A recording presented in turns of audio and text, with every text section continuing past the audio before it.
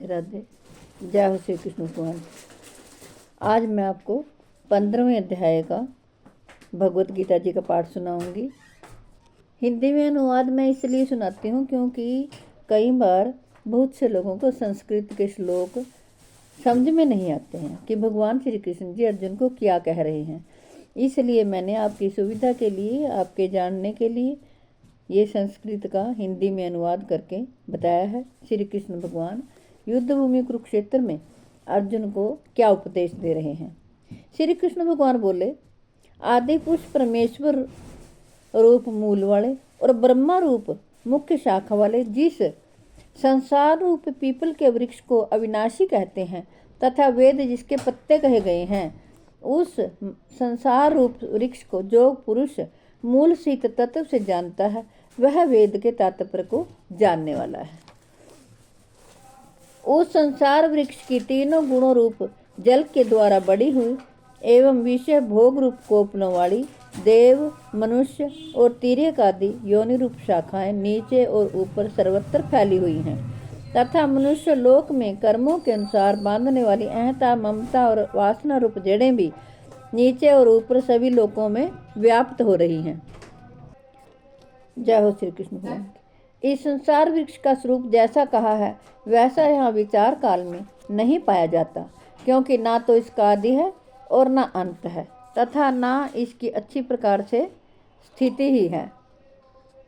इसलिए इस अहंता, ममता और वासना रूप अति दृढ़ मूलों वाले संसार रूप पीपल के वृक्ष को दृढ़ वैराग्य रूप शस्त्र द्वारा काट कर उसके पश्चात उस परम पद रूप परमेश्वर को भली भांति खोजना चाहिए, जिसमें गए हुए पुरुष फिर लौट कर संसार में नहीं आते और जिस परमेश्वर से इस पुरातन संसार वृक्ष की प्रवृत्ति विस्तार को प्राप्त हुई है, उसी आदि पुरुष नारायण के मैं शरण हूँ। इस प्रकार दृढ़ निश्चय करके उस परमेश्वर का मनन और निधिध्यासन करना चाहिए, जिनका मान और मोह नष्ट हो गया है। भगवान श्री कृष्ण जी कहते हैं, जिन्होंने आसक्ति रूप दोष को जीत लिया है, जिनके परमात्मा के स्वरूप में नित्य स्थिति है और जिनकी कामनाएं पूर्ण रूप से नष्ट हो गई हैं, वे सुख दुख नामक द्वंद्वों से मुक्त ज्ञानी जन उस अविनाशी परम पद को प्राप्त होते हैं। जिस परम पद को प्राप्त होकर मनुष्य लौट कर संसार में नहीं आते, उस स्वयं प्रकाश परम पद को ना सूर्य प्रकाश कर सकता है, ना चंद्रमा और ना अग्नि ही। वही मेरा परम धाम है।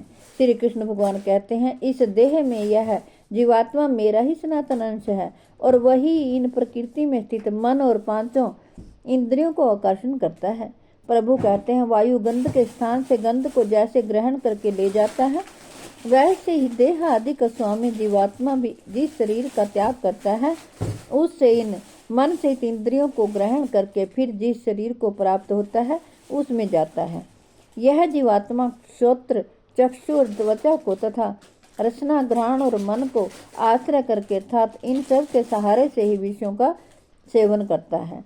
शरीर को छोड़कर जाते हुए को अथवा शरीर में स्थित हुए को अथवा विषयों को भोगते हुए को, इस प्रकार तीनों गुणों से युक्त हुए को भी अज्ञानी जन नहीं जानते।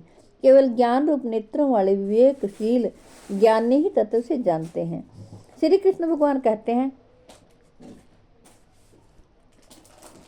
यत्न करने वाले योगी जन भी अपने हृदय में स्थित इस आत्मा को तत्व से जानते हैं, किंतु जिन्होंने अपने अंतःकरण को शुद्ध नहीं किया है, ऐसे अज्ञानी जन तो यत्न करते रहने पर भी इस आत्मा को नहीं जानते। सूर्य में स्थित जो तेज संपूर्ण जगत को प्रकाशित करता है तथा जो तेज चंद्रमा में है और जो अग्नि में है, श्री कृष्ण भगवान कहते हैं, उसको तो मेरा ही तेज जान और मैं ही पृथ्वी में प्रवेश करके अपनी शक्ति से सब भूतों को धारण करता हूँ और स्वरूप अर्थात अमृत में चंद्रमा होकर संपूर्ण औषधियों को अर्थात वनस्पतियों को पुष्ट करता हूँ। श्री कृष्ण भगवान कहते हैं, मैं ही सब प्राणियों के शरीर में स्थित रहने वाला प्राण और पान से संयुक्त वैश्वानर अग्नि रूप होकर 4 प्रकार के अन्न को पचाता हूँ। श्री कृष्ण भगवान कहते हैं, मैं ही सब प्राणियों में के हृदय में स्थित अंतर्यामी रूप से स्थित हूँ तथा मुझसे ही स्मृति, ज्ञान और अपोहन होता है और सब वेदों द्वारा मैं ही जानने योग्य हूँ तथा वेदांत का कर्ता और वेदों को जानने वाला भी मैं ही हूँ। प्रभु कहते हैं, इस संसार में नाशवान और अविनाशी भी ये दो प्रकार के पुरुष हैं। इनमें संपूर्ण भूत प्राणियों के शरीर तो नाशवान और जीवात्मा अविनाशी कहा जाता है। श्री कृष्ण भगवान कहते हैं, इन दोनों से उत्तम पुरुष तो अन्य ही है, जो तीनों लोकों में प्रवेश करके सबका धारण पोषण करता है। एवं अविनाशी परमेश्वर और परमात्मा इस प्रकार कहा गया है। श्री कृष्ण भगवान कहते हैं, क्योंकि मैं नाशवान जड़ वर्ग क्षेत्र से सर्वथा अतीत हूँ और अविनाशी जीवात्मा से भी उत्तम हूँ, इसलिए लोक में और वेद में पुरुषोत्तम नाम से प्रसिद्ध हूँ। प्रभु कहते हैं, हे भारत, जो ज्ञानी पुरुष मुझको इस प्रकार तत्व से पुरुषोत्तम जानता है, वह सर्वज्ञ पुरुष सब प्रकार से निरंतर मुझ वासुदेव परमेश्वर को ही भजता है।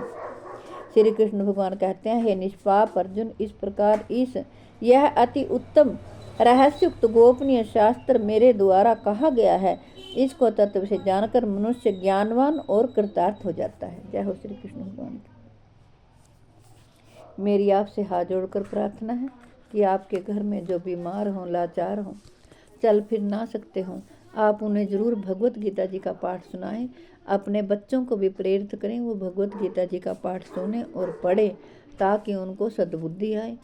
भगवान श्री कृष्ण सदा उनकी रक्षा करें। विश्व के कल्याण के लिए, जगत के कल्याण के लिए मैंने ये भगवत गीता जी का पाठ आपको पढ़कर सुनाया है और आपकी सुविधा के लिए हिंदी में सुनाया है, ताकि आपको समझ आए कि भगवान श्री कृष्ण जी हमारे भले के लिए क्या कह रहे हैं। विश्व के कल्याण के लिए, जगत के कल्याण के लिए मैंने ये भगवत गीता जी का पाठ आपको सुनाया है। मैं आशा करती हूँ आप सभी इसका लाभ उठाएंगे। जय हो श्री कृष्ण भगवान।